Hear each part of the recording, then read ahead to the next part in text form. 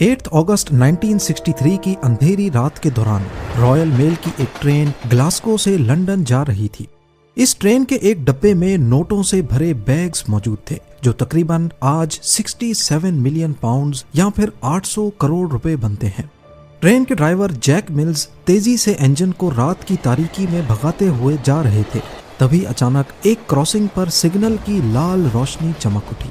Driver के लिए ये एक एबनॉर्मल बात थी क्योंकि इस वक्त और इस जगह सिग्नल का लाल होना कोई मायने नहीं रख रहा था। खैर ड्राइवर जैक मिल्स ने फौरन ब्रेक लगाई और ट्रेन को सुनसान रास्ते में ही रोक दिया। थोड़ी देर के लिए हर तरफ खामोशी छा गई, लेकिन इसी खामोशी के पीछे छुपा था एक ऐसा मास्टर प्लान जो सदी की सबसे बड़ी रॉबरी को अंजाम देने वाला था, द ग्रेट ट्रेन रॉबरी, जिसमें ट्रेन को ही चुरा लिया गया। ज़ेम टीवी की वीडियोस में एक बार फिर से खुशामदीद।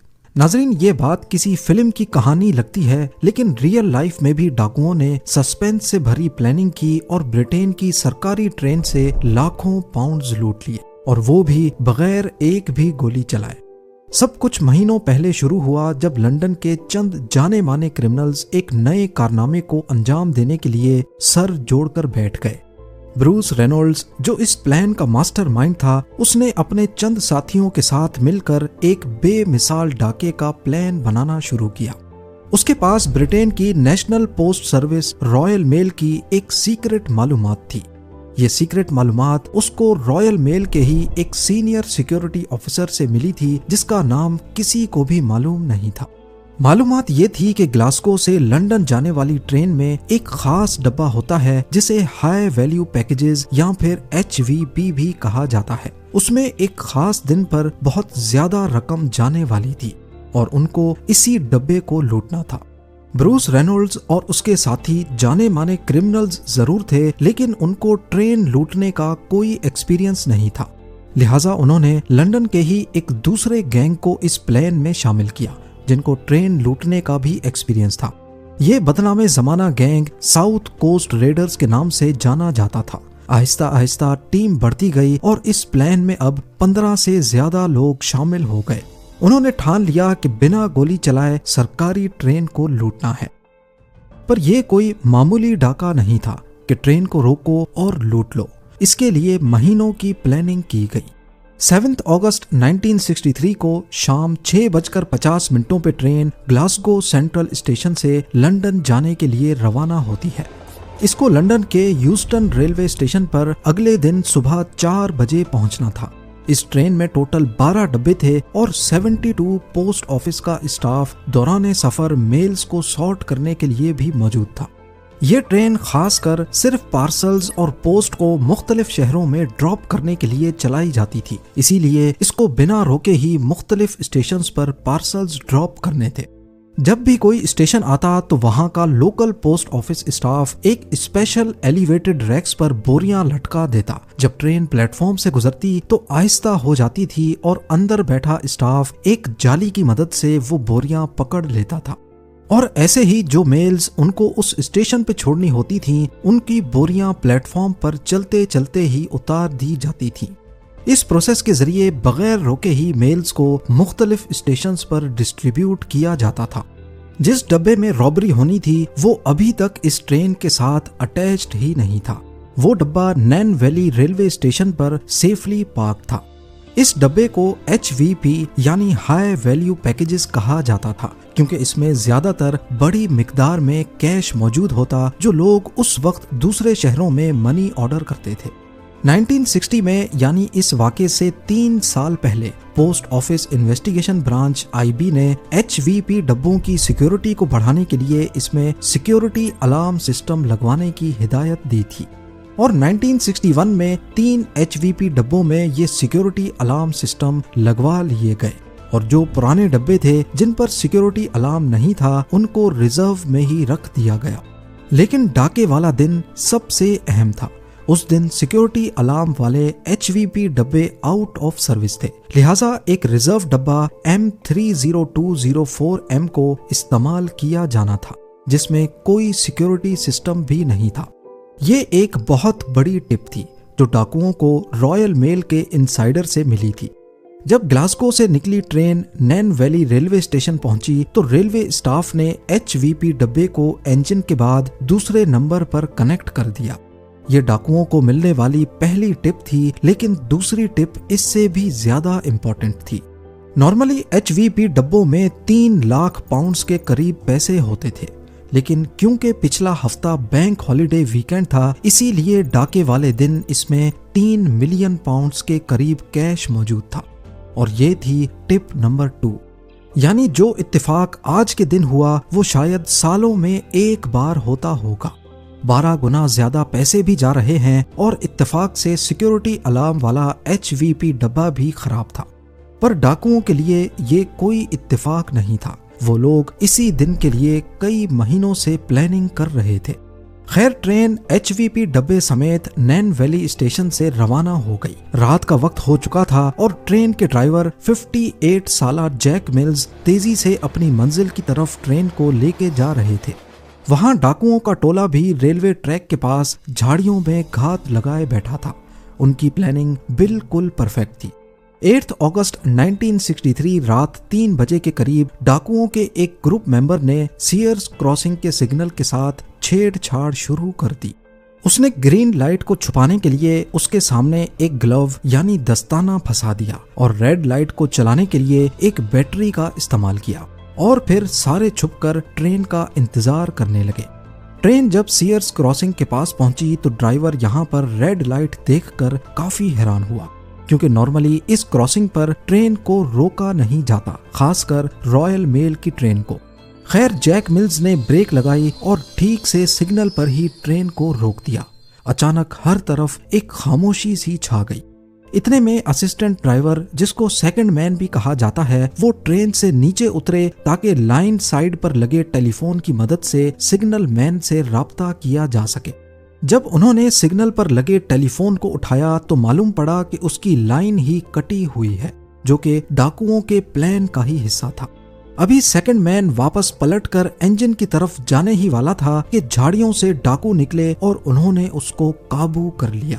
کچھ ڈاکو انجن کی دونوں سائیڈوں سے اوپر چڑھ گئے اور ڈرائیور کو قابو کرنے کی بھی کوشش کی۔ جب جیک ملز نے مزاحمت کی تو ایک ڈاکو نے لوہے کی راڈ ان کے سر پر ماری اور وہ ڈرائیونگ سیٹ پہ ہی بے ہوش ہو گئے۔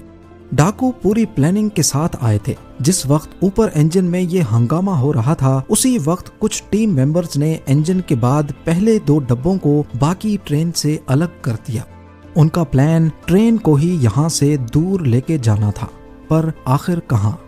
سیئرز کراسنگ سے قریب 1 کلومیٹر دور برائیڈگو برج تھا، اور وہیں پر ڈاکوؤں کی ٹرک موجود تھی۔ وہ اپنے ساتھ ایک ریٹائرڈ ریلوے ڈرائیور کو بھی لائے تھے، جس کا کام ٹرین کو برائیڈگو برج تک لے کے جانا تھا۔ یہاں تک جو کچھ ہوا وہ ٹھیک پلان کے مطابق تھا، پر اب ڈاکوؤں کو پہلی مصیبت کا سامنا کرنا پڑا۔ وہ اپنے ساتھ جو ڈرائیور لائے تھے وہ اس نئے انجن کے کنٹرولز دیکھ کر ہی گھبرا گیا، کیونکہ اس نے کبھی یہ انجن آپریٹ ہی نہیں کیا تھا۔ مجبوراً ڈاکوؤں نے جیک ملز کو ہوش میں لانے کی کوشش کی اور اسے مجبور کیا کہ وہ ٹرین کو 1 کلومیٹر دور لے کے چلے۔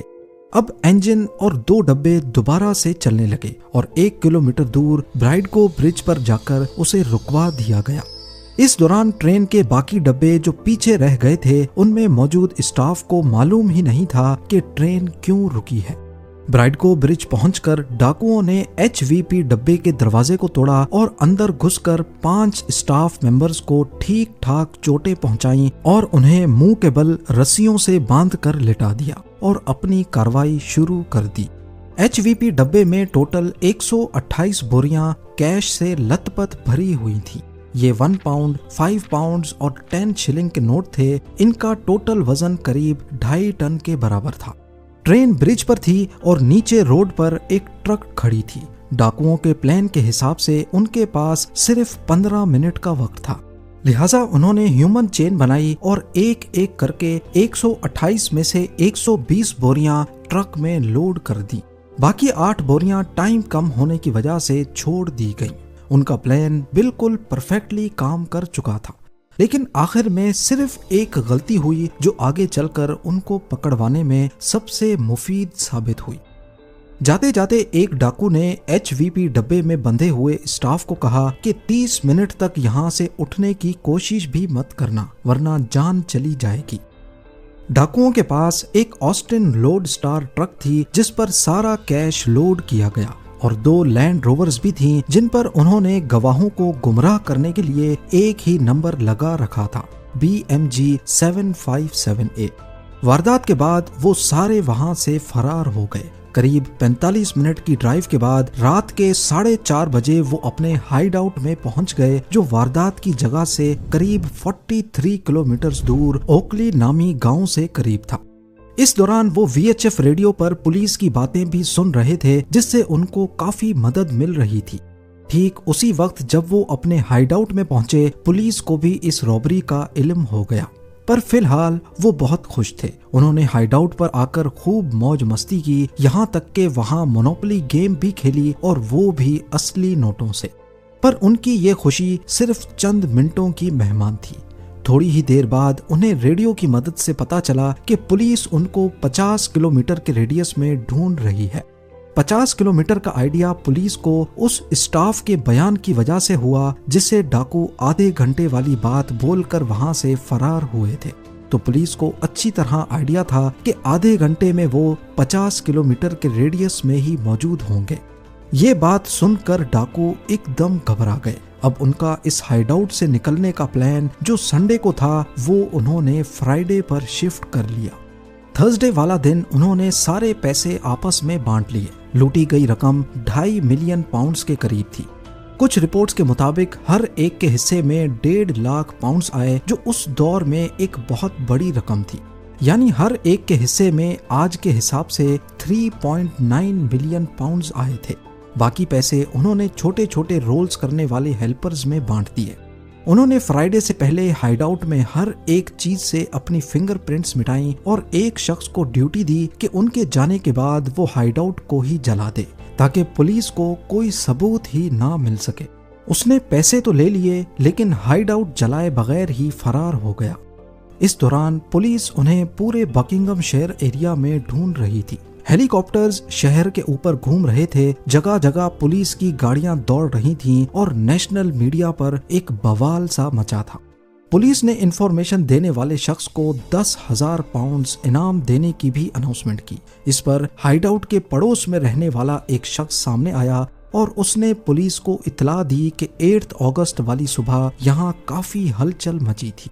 شک کی بنا پر پولیس نے فوراً ہائیڈ آؤٹ پر چھاپا مارا۔ یہ ایک لیدر سلیٹ فارم ہاؤس تھا جو ڈاکوؤں نے 3 مہینے پہلے ہی کرائے پر لیا تھا۔